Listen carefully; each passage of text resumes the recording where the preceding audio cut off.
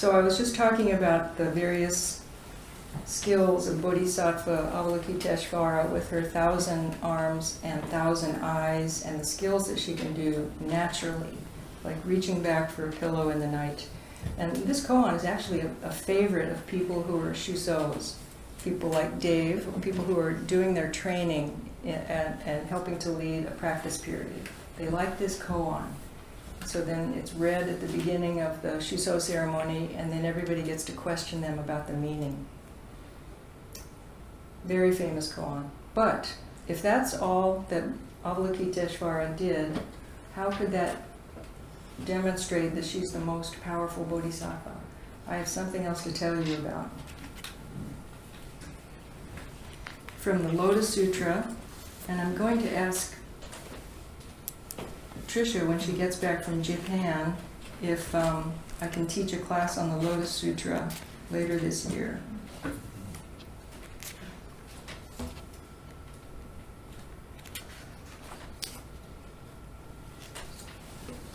So,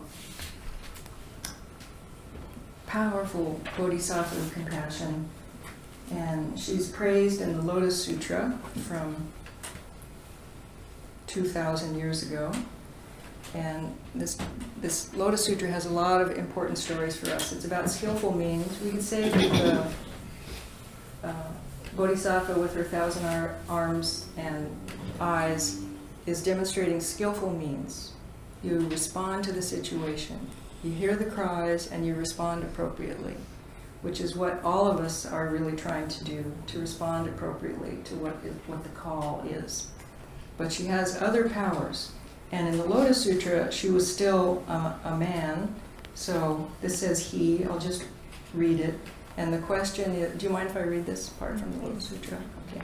So they're talking about how powerful this bodhisattva is, this embodiment of our human quality of compassion. So another bodhisattva is asking the Buddha about it. That bodhisattva's name is Inexhaustible Mind. So maybe in a Jukai ceremony, somebody will get the name Inexhaustible Mind. Bodhisattva said to the Buddha, "World-honored one, why does regarder of the cries of the world," that's another translation of Kanzeon, "why does regarder of the cries of the world, Bodhisattva, travel around in this world? How does he teach the Dharma for the sake of the living? What sort of power of skillful means does he have?"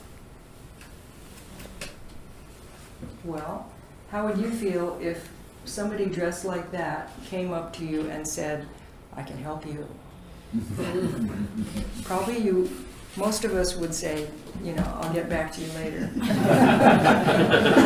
Why are you like that? Why do you have flames around your head and you're carrying this inexhaustible ewer of magic water?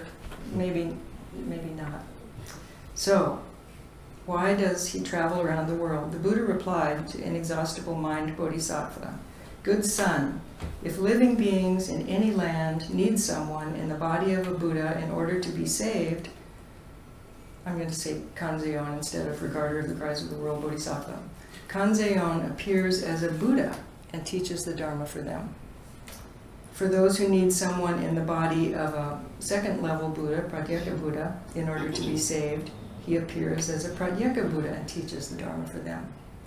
For those who need someone in the body of a regular monk in order to be saved, he appears as a monk and teaches the Dharma for them. For those who need someone in the body of a Brahma king in order to be saved, he appears as a Brahma king and teaches the Dharma for them. For those who need someone in the body of Indra, we have Indra, to be saved, he appears as Indra and teaches the Dharma for them. For those who need someone in the body of Ishvara in order to be saved, he appears as Ishvara and teaches the Dharma for them. For those who need someone in the body of a lesser king, he appears as a lesser king. For those who need someone in the body of an elder, he appears as an elder.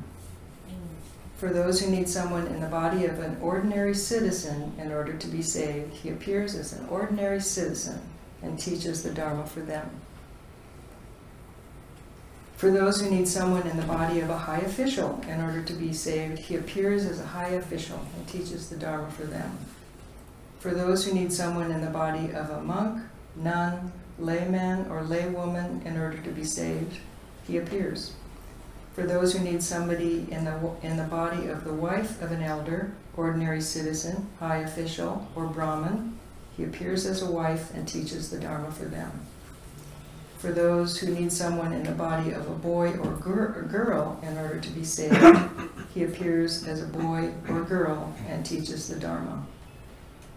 For those who need someone in the body of a heavenly being, dragon, centaur, griffin, chimera, small dog, python, didn't say small dog,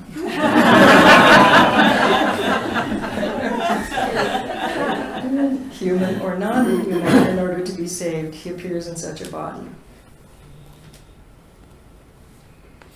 Such are the blessings attained by this regarder of the cries of the world and the various forms in which he travels around in many lands to save the living. This is why all of you should wholeheartedly make offerings and appreciate this Bodhisattva.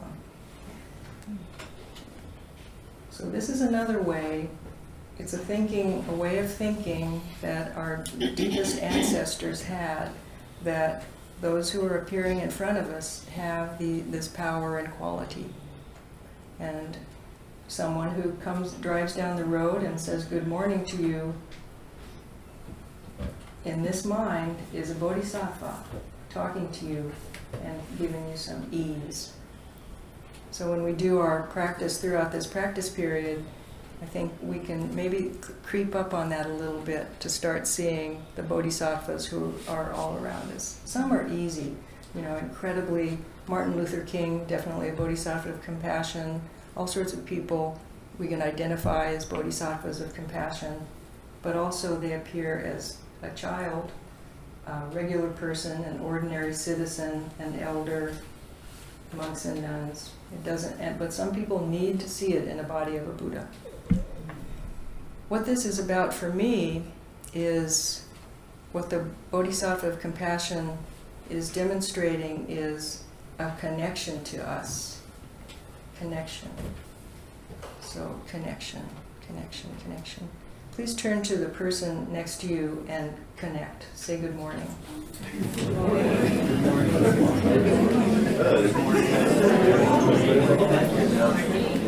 You have to turn to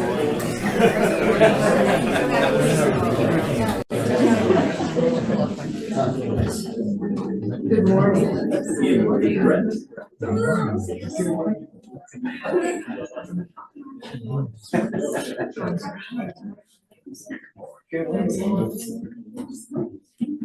Okay, singing also, that's good. Why is that important? Well, we just heard it's compassion, but I cannot not tell you a little science. I'll keep this brief, but it's so important, and for people like me, extremely interesting. Back in the old days, like when I was in college and studying psychology before I switched to history, but most psychological experiments and research was done on pathology, on sickness. It's like, why is this person this way? What's this kind of suffering and what causes it and so on? And a few people were doing studies on what happiness is, but it wasn't considered very, rigorous science. Why study happiness? But luckily a few people persisted, and now there are really important longitudinal studies on what is associated with the feeling of well-being and of happiness. And what do you think it is?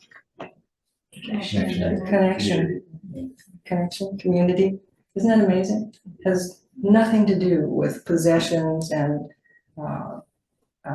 careers and things like that. It has to do with connection. So can I read you a little bit from this study? Or it's an article about the studies. Waldinger, the fourth steward of the Harvard study, it's a longitudinal study, was moved by the consistency of his own research and the work that preceded him.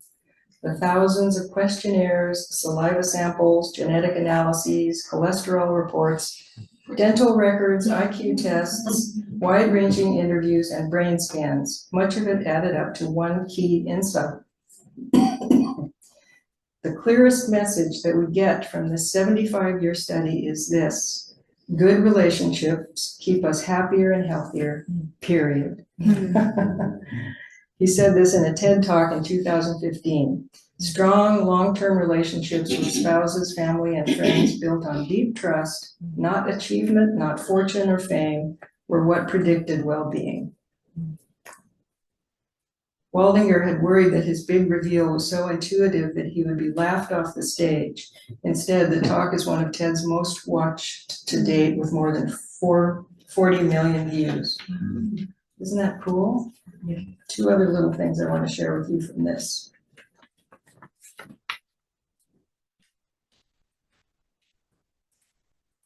Finding purpose in serving others, spending more time with others, it all points toward the same thing, Lyubomirsky says. After all these years, it hit me, she says. The reason that all of these interventions are working is because they make people feel more connected to others. So when I write a gratitude letter to my mom, it makes me feel more connected to my mom. When I do an act of kindness, it makes me feel more connected to the person I'm helping, or just to humanity as a whole. Yes, you could go running and that would make you happier, and meditation doesn't necessarily have to be about other people, but 95% of things that are effective in making people happy and that have been shown to be true through happiness interventions are because they make people feel more connected to other people. Isn't that lovely? Yeah. Yeah. One last piece from this. Talking to strangers, on trains, in a coffee shop, at the playground, online at the DMV, in the waiting room at the doctor's office could be dismissed as an exercise that simply makes the time pass. But it can also be seen as a moving reflection of how eager we all are every day to connect with other humans whose interiority would otherwise be a mystery. Individuals in whose faces we might otherwise read threat, judgment, boredom, or diffidence. Talking to strangers guarantees novelty, possibly even learning. It holds the promise each time of unexpected insight.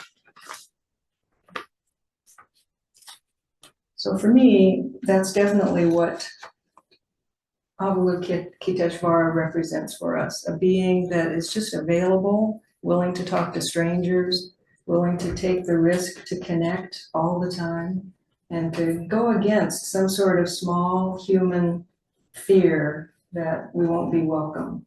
In fact, in those 1,000 arms and eyes, lots of gifts are given to help people. And the greatest gift that Avalokiteshvara has to offer is the gift of fearlessness. It's considered the most powerful gift. So the demonstration that there's a demonstration, an embodiment of this human urge in us to connect and to respond, also is an embodiment of fearlessness.